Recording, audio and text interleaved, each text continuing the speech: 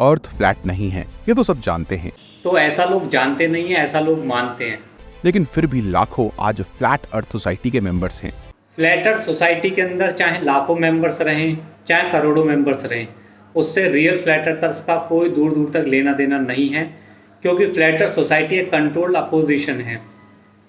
जो भी real flat अर्थर होता है वो कोई भी ऐसे आर्गूमेंट्स नहीं देता है जो कि फ्लैट अर्थ सोसाइटी वाले अपनी वेबसाइट के ऊपर प्रेजेंट करते हैं। तो फ्लैट अर्थ सोसाइटी का रियल फ्लैट अर्थर से कोई लेना देना नहीं है। तो कैसे आज हम प्रूव कर सकते हैं कि अर्थ फ्लैट नहीं है? तुम क्या स्टडी आईएएस के सारे मास्टर मिलके भी आ जाए ना, तो वो भी प्रूफ नहीं कर पाएंगे। और दोस्तों, लास्ट प्रूफ को आप अपनी आंखों से खुद देख सकते हैं। सबसे पहले of course high altitude planes, satellites और मून से अर्थ की पिक्चर्स अवेलेबल हैं, लेकिन इन पिक्चर्स को भी फेक बताया जाता है। पिक्चर को भी फेक बताया जाता है, इससे क्या मतलब है? पिक्चर जो है उसका मतलब ये होता है कोई भी विजुअल रिप्रेजेंटेशन। तो चाहे तो आप कोई फोटोग्राफ क्लिक कर लो, चाहे कोई इमेज ले लो, तो वो दोनों ही पिक्चर्स बोली जाती हैं। लेकिन अगर हम बात करें एक फ़ोटोग्राफ की, तो फोटोग्राफ का मतलब ये है कि कोई ऑब्जेक्ट है रियलिटी में और आपने कैमरा लिया और उसकी फ़ोटोग्राफ क्लिक कर ली, तो ये तो हो गया फोटोग्राफ। जबकि इमेज बाय डेफिनेशन उसका मतलब ये होता है कोई भी एक ऐसा रिप्रेजेंटेशन, कोई भी एक ऐसा विजुअल रिप्रेजेंटेशन जिसको आप इमेजिनेशन से कंप्यूटर के अंदर भी क्रिएट कर सकते हैं।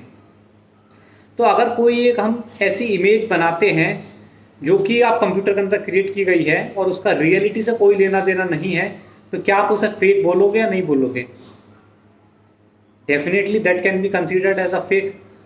तो जो शब्द आपने इस्तेमाल किया, अर्थ की पिक्चर्स अवेलेबल हैं, वो तो इमेज के लिए भी वैलिड होता है। और इमेज अपने आप में एक इमेजिनरी चीज़ है। इमेजिनरी चीज़ का रियलिटी से कोई लेना देना नहीं है, तो इसलिए वो फेक है। इसीलिए नासा, इसरो, जितनी भी ये संस्थाएं हैं, ये सभी इमेज शब्द का प्रयोग करती हैं पृथ्वी की। वो बोलते हैं कि पृथ्वी की इमेज है, ना कि पृथ्वी का फोटोग्राफ है। अगर अर्थ फ्लैट होती तो सी में हम शिप्स को हजारों किलोमीटर दूर से देख सकते। शिप को हम हजारों किलोमीटर दूर से देख सकते थे। इसका सिर्फ एक ही मतलब है कि आपको लॉ ऑफ पर्सपेक्टिव के बारे में ज़ीरो नॉलेज है, ज़ीरो।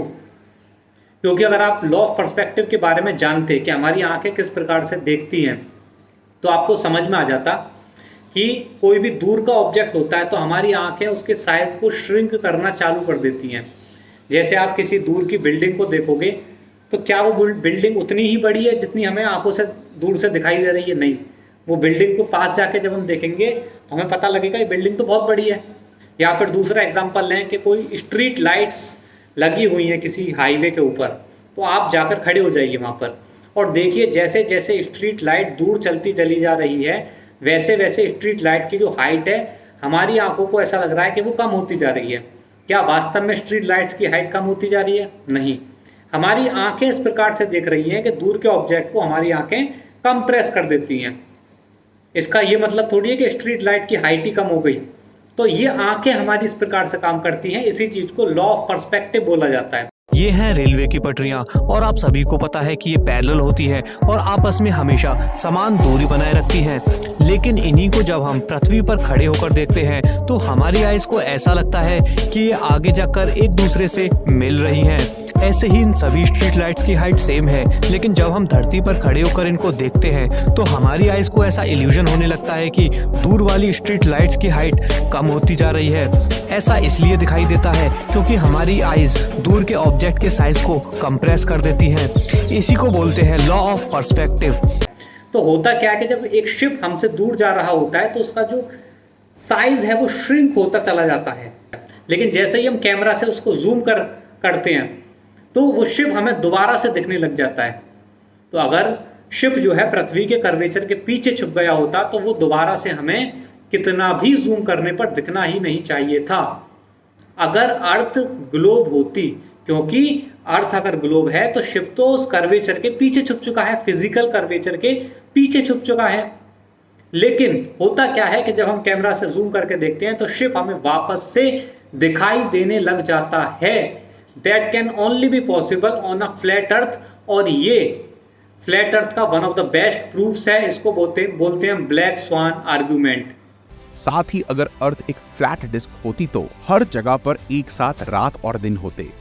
तो इमेज के अंदर ही क्या दिखा रहा है, एक बड़ा सा सूरज आ रहा है फ्लैट अर्थ के ऊपर, और ये क्या बोल रहा है कि फ्लैट अर्थ अगर होती तो उसके ऊपर एक बार में दिन होता, एक बार में रात होता, और ऐसे दिखा रहा है सूरज ऊपर से गया नीचे छुप गया। जबकि इसको कुछ नहीं मालूम, इसे कुछ नहीं आता पता कि रियल फ्लैट अर्थर्स सन को कितना बड़ा मानते हैं। क्या वो उसको ऐसे मानते हैं कि कोई चपटी थाली है और सन ऐसे करके जा रहा है, नीचे छुप गया। ये पता नहीं कौन सा मॉडल है ये कोई भी रियल फ्लैट अर्थर ने आज तक ऐसा कुछ नहीं बोला। फ्लैट अर्थ सोसाइटी का पढ़ के बैठ गए, क्योंकि ये यही कर सकते हैं। ये जो रट्टू तोते होते हैं ना, ये जो मेन स्ट्रीम के मास्टर होते हैं, रट्टू तोते जो होते हैं, इनकी यही औकात है। ये गूगल पे टाइप करते हैं, पहला सर्च रिजल्ट जो आता है उसको देखते हैं, पढ़ते हैं, उसी को सच मान के बैठ जाते हैं। ये दिमाग लगाते ही नहीं है कि क्या गूगल भी सेंसरशिप कर सकता है, सेंसरशिप जैसी कुछ चीज़ होती है, शायद इन्हें ये भी नहीं मालूम। तो बस टाइप करा फ्लैट अर्थर्स क्या मानते हैं, पहला आया search result flat earth society, उसका पढ़ के बैठ गए यही ऐसा फ्लैट अर्थर।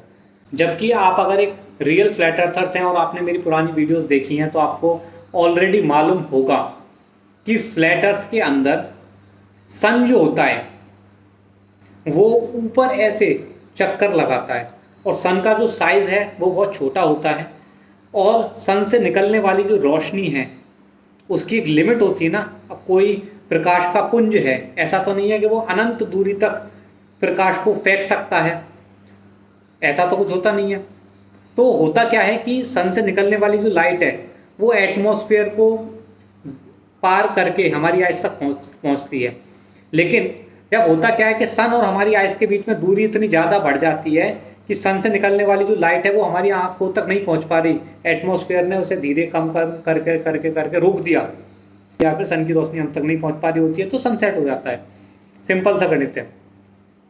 तो सन का एक एरिया होता है कि इतनी ही दूरी तक के एटमॉस्फेयर का वो भेदन कर सकता है, और वो जो लिमिट है वो चेंज होती रहती है ना, depending upon atmospheric condition. Atmosphere साफ है तो ज़्यादा दूरी तक लाइट को भेज पाएगा, है ना, एटमॉस्फेयर मतलब उसे नहीं रोकेगा।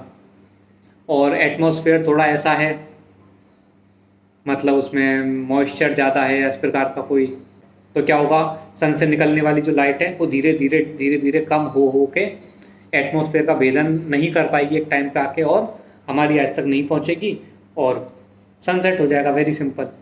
लेकिन इनको इससे कोई मतलब नहीं है कि जो रियल फ्लैट अर्थर्स हैं वो क्या बोलते हैं। बस फ्लैट अर्थ सोसाइटी का पढ़ के आ गए और वीडियो बनाने बैठ गए।